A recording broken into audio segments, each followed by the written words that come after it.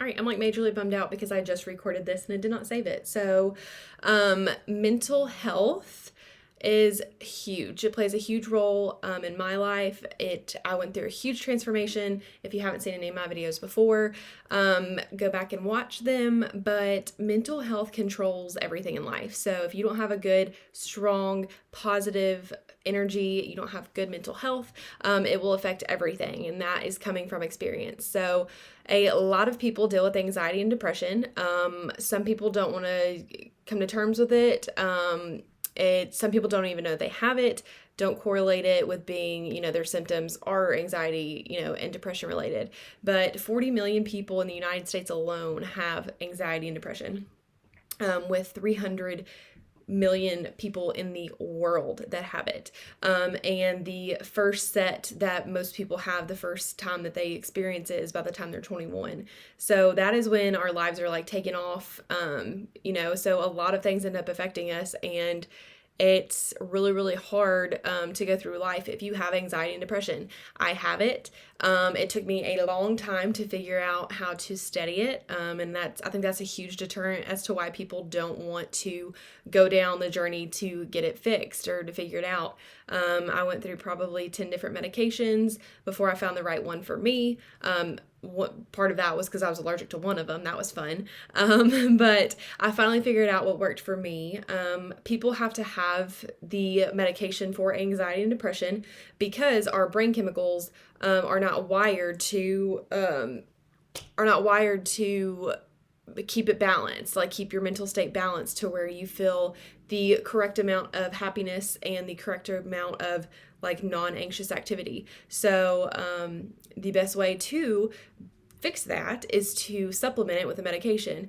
A lot of people don't like taking medication. I personally am one of those people, but I don't have a choice when it comes to this. I actually stopped taking it at one point, and it was really, really bad. I got really bad, like suicidal thoughts, and that's not from stopping the medicine. That is because my brain doesn't have the correct chemicals. And, all the stuff that I went through with my divorce and miscarriage and all that stuff, I had suicidal thoughts. And luckily, I had a really good nurse practitioner who told me, if something ever happens, you call me. And so I literally had like a really bad suicidal thought, and I called her, and she immediately got me back on my medication. It took about 2 weeks for it to kick in and get back in my system and start, and ever since then I haven't stopped taking it. Does it suck to have to rely on medicine? Yeah, absolutely. Especially being a type A person.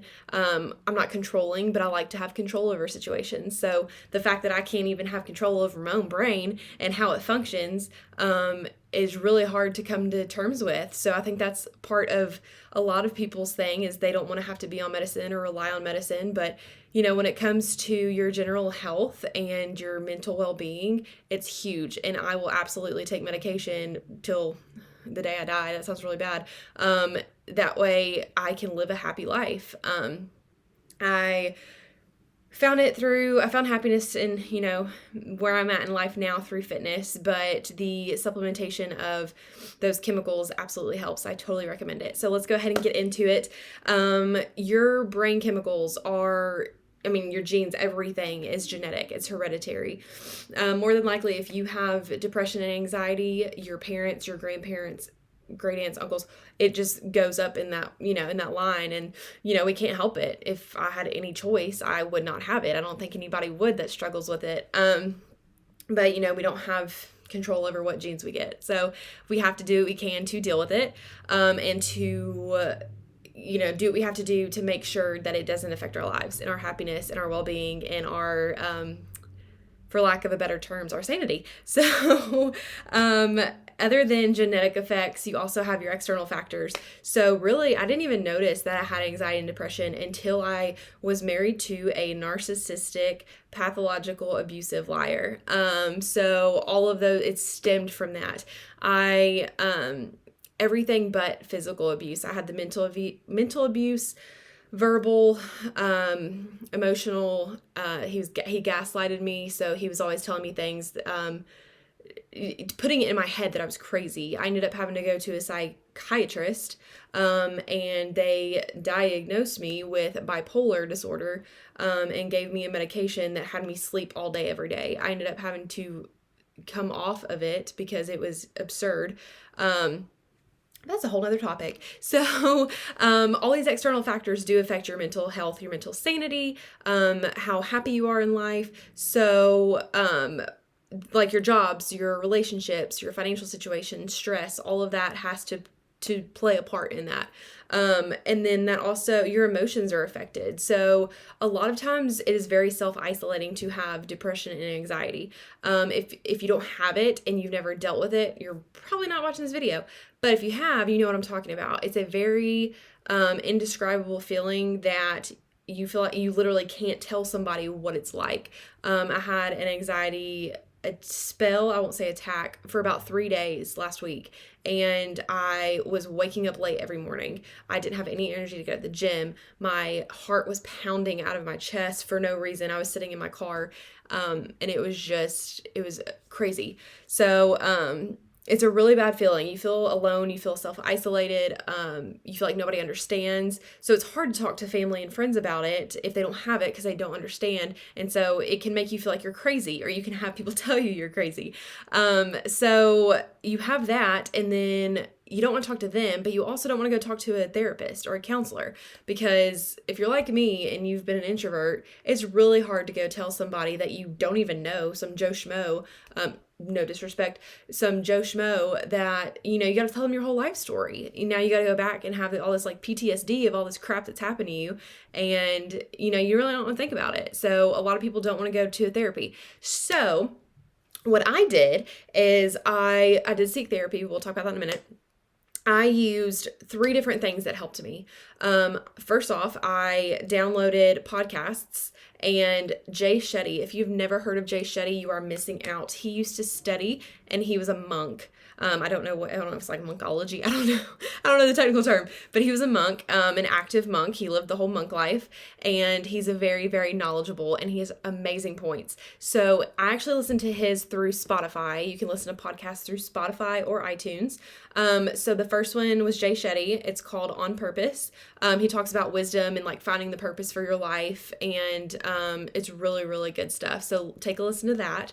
The second one is the Positive Pants podcast. I know it's a crazy name for it, and she actually has an accent. I don't know where she's from. But I used to listen to that podcast on my commute to work and back. And it was just really, really good for me. It was good to hear a bunch of positive things, how to change your outlook, your perspective, your mindset to stay more focused and keep focus on those positive things. So Jay Shetty, On Purpose, and the Positive Pants podcast, which is on iTunes. So those 2 I listened to. There's also other ones you can listen to as well, but those were the 2 that I remember that stuck out to me the most. Second is I started following really good motivational and positive, I can't even think of the word, motivational and positive Instagram accounts. So Steven Speaks, it's either Steven or Stefan. Steven Speaks, amazing stuff. I still follow his account. He always has stuff that I'm sharing to my story. And also, he has written books. There was a book that I read when I was dating somebody one time that I had no clue. Like, I was already second guessing things, and I just needed some clarification. So if you're going through anxiety and depression related to a relationship, his book called The Man God Has for Me, or The Man God Has for You. And it's really, really good. It's a short book. It has 7 chapters. It's like 7 traits of the man that God has for you and things that he won't have for you. So it'll give you some clarification if you are having, kind of issues in that department. So podcast, Instagram account with Stefan Speaks. The second Instagram account is The Good Quote. So they have so many motivational quotes that they post. I think it's daily, I'm pretty sure. I still follow them as well. So I keep all these positive things in my life to keep positivity in my head. Your positive mindset is going to last you forever. So it's something that I pay really close attention to. So we have podcasts, we have Instagram accounts, and then third, we have apps. So I have a folder on my iPhone of self-care. So I still have all these apps on my phone. So the very first one is called Sanity and Self. You do have to pay for the premium membership, but to me, it was totally worth it. They are little segmentations of therapy, counseling, but you don't have to meet somebody. It's not a video. You don't have to chat with anybody. These are pre-recorded by a therapist or counselor, psychologist. I never really looked into who does it, but I know that they're in that profession. So they're 5-minute little blurbs, and it's really cool. So you turn on, so you can like pick a topic. Say it's like toxicity, relationships, PTSD, finding confidence. What's another one? Independency. So you can like click on one of those categories, and then you can choose underneath that category. There's like so many different topics that they talk about, and they're like 5 minutes a piece. But once you play one, you turn it on, and it's like this peaceful music in the background, and then their like counselor voice comes on, and they just start talking, and it's so cool. Like I used to lay in my bed and just listen and just like take everything in, and it's really, really good. So the Self Insanity app, I still have it on my phone. Definitely download that, because that is a huge, huge help. So then I have the Calm app. The Calm app is amazing. There's 3 different things on it. You can use it for sleep. So if you can't fall asleep, you can turn on a story, and they actually, I think they're like therapists or speech therapists maybe. And, they go through and they will read a story, and the way that they talk, the tone in their voice, the words that they use, it ends up helping you calm down and fall asleep. So then you can use the meditation side. So you can go in and actually change the incrementation of meditation. So you can meditate for different time lengths. And then also there is sounds. So if you just like falling asleep or something calms you down, like rain or like a thunderstorm, you can do that. So we have Sanity and Self, Calm, and then Think Up. Think Up is an app that is daily affirmations. So an affirmation is positivity that you're telling yourself. So you can actually record your own voice saying these different affirmations, and that helps your brain remember and recollect that better when it comes from your own voice. So definitely use that. And then the motivation app. So like I said, I use all these. The motivation app is a daily quote or daily motivation. It's a push notification that comes up on your lock screen. And I love those. They will never get old. It's different every single day. And it's just that extra little blurb of, positivity to like refresh your mind. And then, so we have podcasts, we have Instagram accounts, we have apps, last but not least, external help. So I went to a therapist. A lot of people don't know that you can use your insurance or benefits for therapy. So I had through my company, I had 5 different sessions that were free. And then after those, I could use my insurance card, and it was like $30 after my insurance. So you can go to Health Grades. You can find your own psychologist based on reviews. You can find one, like their reviews, see what they're like, and then they will tell you which insurances they take. So definitely look into that. And also know that there's a difference between psychologist and psychiatrist. And I probably should have said this earlier. I'm not a therapist, not a psychologist, not anything. Okay, this is just personal experience. So psychologist and psychiatrist. Psychologists are therapists. They help you out. They talk to you, counseling, all that stuff. Psychiatrists do the same, but they can prescribe medication. Okay, so make sure you try, unless you need to go to a psychiatrist for medication, try to go to a psychologist. They're normally cheaper. I've had experiences with both. So hopefully this has helped. If you have any questions, feel free to ask me like always. Share this video if there's anybody that you know that could, find it useful, find it helpful. And like I said, I have dealt with all of this. I still deal with it from time to time because medication's not 100% preventable. But I find the positivity and having a good, healthy mindset and mental health will help you in a lot of aspects in life. So hopefully this helped. There's obviously going to be more to come. If you've not seen my blog, please go to my blog. I have it linked on my account, and it has a bunch of blogs and stuff on there as well. So I hope you enjoyed it, and I'll see you next time.